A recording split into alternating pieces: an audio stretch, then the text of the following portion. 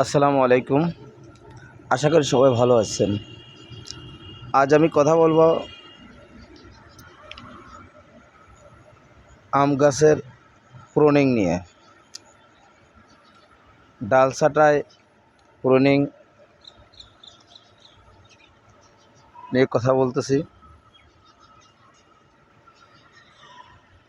একটা আম গাছে কীভাবে পরিচর্যা করলে আপনি বেশি ফলন পাবেন সে পদ্ধতি সম্পর্কে বিস্তারিত আলাপ করা হচ্ছে। গাছ যখন নার্সারিতে থেকে নিয়ে আসবেন,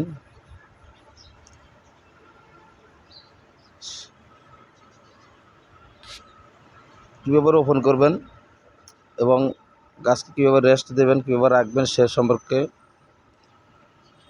এর আগের ভিডিওতে দেওয়া হয়েছে। আর এখন বলা হচ্ছে যে প্রুনিং, অর্থাৎ গাছ রোপণ করার 1 থেকে 1.5 মাস পর আপনি এই প্রুনিংটা করে দিতে পারেন। প্রুনিং মানে হলো যে ডাল ছাঁটাই উপরের, অর্থাৎ নিচের যে গিট আছে, কলমের উপরে যে গিট আছে, গিটের উপরে কেটে দেওয়া। আর আপনি যদি বলেন না আমি গাছ একটু বড় রাখবো, তাহলে দ্বিতীয় গিটে কাটবেন।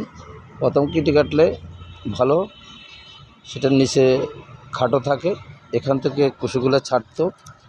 আর যেহেতু আমি দ্বিতীয় গিটে কেটেছি, দ্বিতীয় গিটের 1 ইঞ্চি উপরে কেটে দিবেন।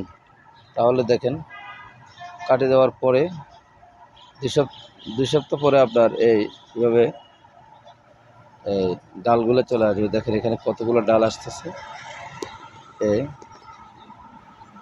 যে আমি এই লাইনে যে গাছগুলো রোপণ করছি, আপনি দেখেন যে আম গাছগুলো এখানে, এই গাছটাও দেখেন কতগুলা কুশি আসতেছে। আমি এটাকে প্রুনিং করে দিয়েছি। দেখেন আমি এটাকেও প্রুনিং করে দিয়েছি, এটাতে চলে আসতেছে ডাল, অলরেডি আসা শুরু হয়েছে। দেখুন এটা তো 3-4টা চলে আসছে। এই যে নিচে যে খড়কুটাগুলো দেখছেন, এগুলো আমি যে গাছগুলো যে কাটা হয়েছে, এগুলা গাছ কেটে মালচিং করে দেওয়া হয়েছে, যাতে করে নিচে ঘাস না হয় এবং এগুলো পচে সার হিসাবে থাকবে, এগুলো মাটিও ঠান্ডা থাকবে। এই যে দেখুন এই গাছটাও প্রুনিং করে দেওয়ার পরে, এই গাছটাও প্রুনিং করে দেওয়ার পরে ডাল চলে আসছে। দেখেন অসংখ্য ডাল চলে আসছে। এই গাছটাও দেখেন প্রুনিং করার পরে অলরেডি অনেকগুলো ডাল চলে আসছে। দেখেন এই ডালটা, এটা প্রুনিং করে দেওয়ার পরে এই ডালগুলো আগে চলে আসছে, আর এগুলা এই যে এখন চলে আসলো। দেখেন 2টা ডালে প্রচুর ডাল চলে আসছে। দেখেন এটা অলরেডি বড় হয়ে গেছে, বেনানা ম্যাঙ্গো, আর ওগুলো হলো আম্রপালি। এই দেখুন প্রুনিং করলে আপনার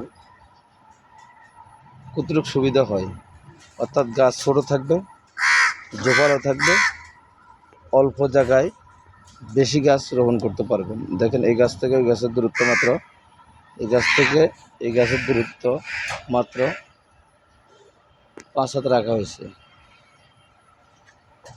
হাই ডেনসিটি পদ্ধতি বলে। এই পদ্ধতিতে গাছ রোপণ করলে আপনি অল্প জায়গায় বেশি গাছ রোপণ করতে পারবেন এবং অধিক ফলন নিতে পারবেন। তবে গাছগুলোকে আপনি এই ডালগুলো যখন আসবে, 3টে ডাল রেখে কেটে দিয়ে, 3টে ডাল কেটে দিয়ে আবার যখন এগুলো পুরো একটু পরিপুষ্ট হবে ডালগুলো, আবার কেটে দিতে হবে। তখন ওখান থেকে আবার ডাল হবে। এভাবে ছাতার মতো ডাল গাছগুলো রাখা হবে এবং এখান থেকে যেটাকে বেড়ির মতো মনে হয় সেরকমভাবে করা হবে। আসসালামু আলাইকুম, ভালো থাকবেন, স্বপ্নের পাশে থাকবেন। আবার দেখা হবে এই ধরনের টেকনিক এবং উপকারী টিপস নিয়ে। আসসালামু আলাইকুম।